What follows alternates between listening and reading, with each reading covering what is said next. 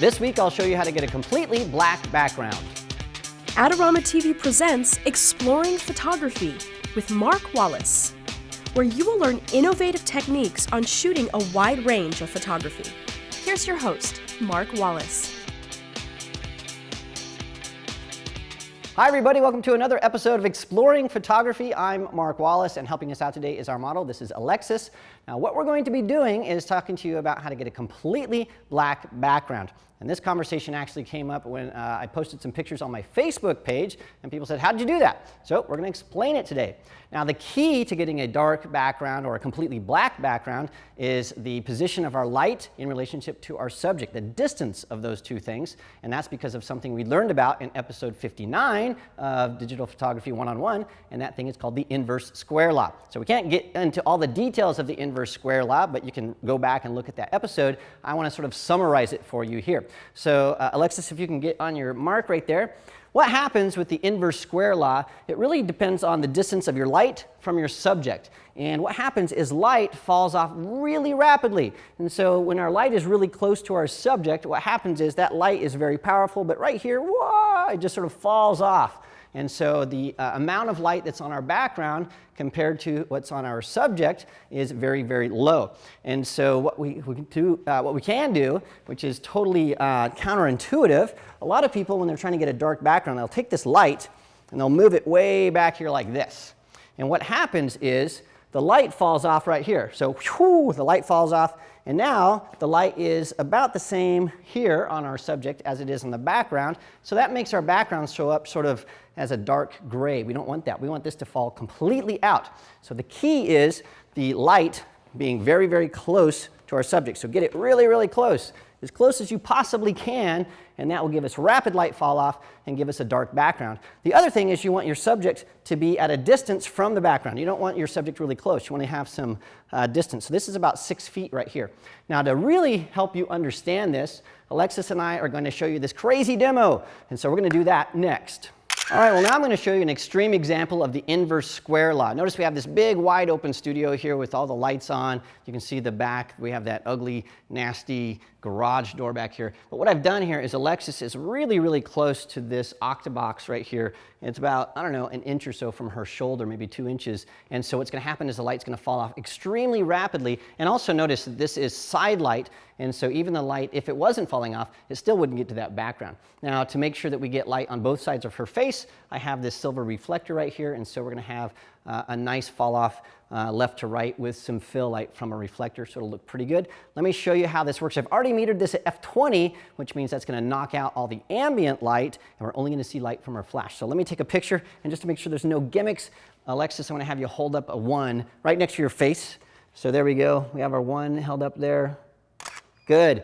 Now I have that, and you can see that it is absolutely a dark background with nothing showing up. And that's the beauty of the inverse square law. You can just drop the light off, and so you can make that background really dark. Well, if you don't have that much space, what do you do? Well, what I do is I use a black seamless background, and that way any light that happens to get back there is just absorbed with that dark background. So let's put those principles into practice. Okay, well now let's put this into practice with our black background. We have our light very, very close to Alexis. This is about 1.5 feet, something like that. And we've already metered this at f13. Now I'm going to take a picture really quickly. So Alexis, look right at me. Perfect. And we can look at our camera and we can see we have a totally black background. Now look what happens when I back this light up. So I'm going to come out quite a ways. And then can you meter that for me really quickly? So that meters at 7.1. So I'll do that.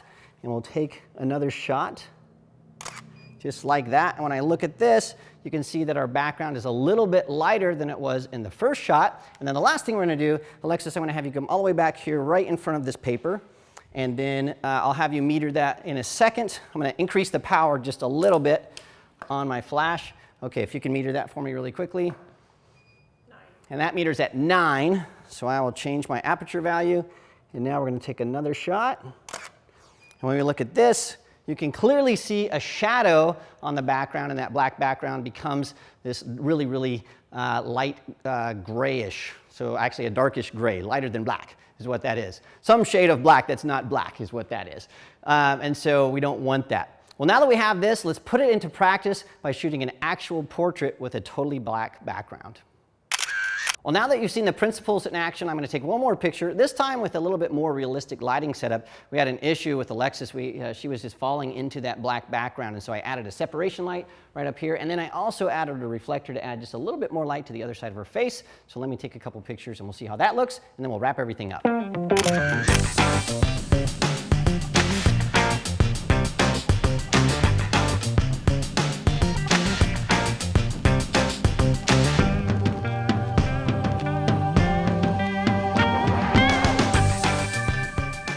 Well, before we leave you, I need to tell you a couple more things that will make you successful at getting a dark black background. The first is make sure you shoot in RAW, and that will allow you to put your photos into Adobe Camera Raw or Lightroom, and then you can use the blacks slider in the Develop module or in the Adobe Camera Raw module to make sure that the blacks are absolutely black. So I usually take these in and just adjust that to maybe -25 or -50 to make sure those are rock solid. Also, don't forget to check out the inverse square law video. That is episode 59 of Digital Photography 101. And of course, you can find that at the Adorama Learning Center, along with all kinds of articles and videos and tips and tricks all about photography and video gear and product reviews and all of that stuff. And don't forget to subscribe to Adorama TV so you don't miss a single episode, because they're awesome. And also, thank you, Alexis, for all the help today, and we'll see you again next time.